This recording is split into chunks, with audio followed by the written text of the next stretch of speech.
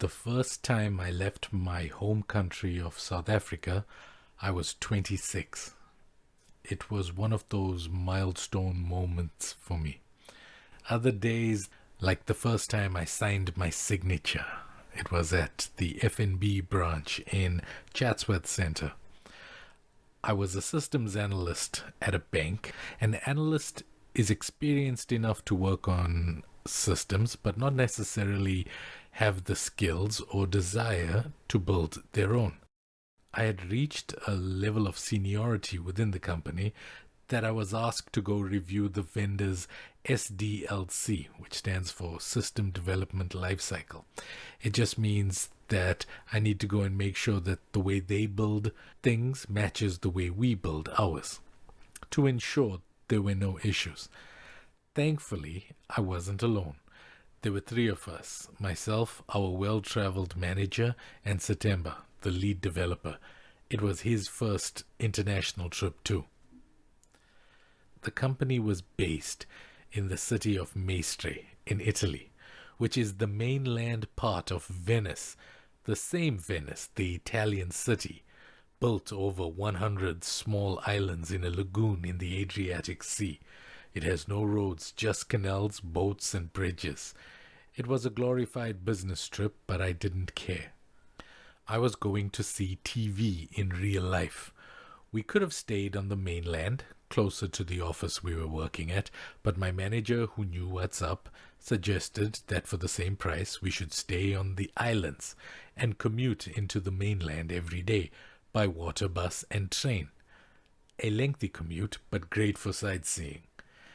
I spent the next week immersing myself in the grandeur of Venetian architecture, culture, and food. It was an eventful week, and I experienced much. As the end of my time was drawing near, I had to start thinking about souvenirs, and if you know me, I take that shit personally. What many people don't know is that Venice is famous for more than just that it's sinking a little bit more every year. It's also famous for Murano lace and Murano glass. I'm not much of a lace man, but I do love shiny stuff. And they've been making glass on those islands since the 8th century. In the year 1291, all the glassmakers in Venice were forced to live on the Murano Islands to limit fire damage because glass factories often caught fire. Their level of craftsmanship is beyond measure, in my opinion. They are considered the finest glass artists in the world. But Murano glass is expensive, and I didn't discover them. And their art has been famous in Europe since the Middle Ages. But I also know that locals buy stuff too. So Satemba and I followed the locals to where they shopped, and as expected, I found a couple of glass shops. Unlike the tourist area shops, these were low-key. This was gonna be expensive, so I took my time.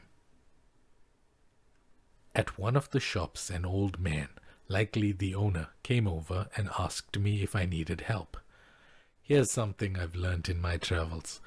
No matter where you find yourself in the world, if you make any effort to speak the local language, they will make the effort to speak yours. We muddled through my needs. I was looking for a souvenir for my parents to thank them for helping me reach this milestone.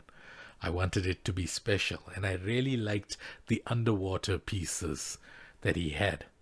He showed me a few. They were all at the top end of my budget.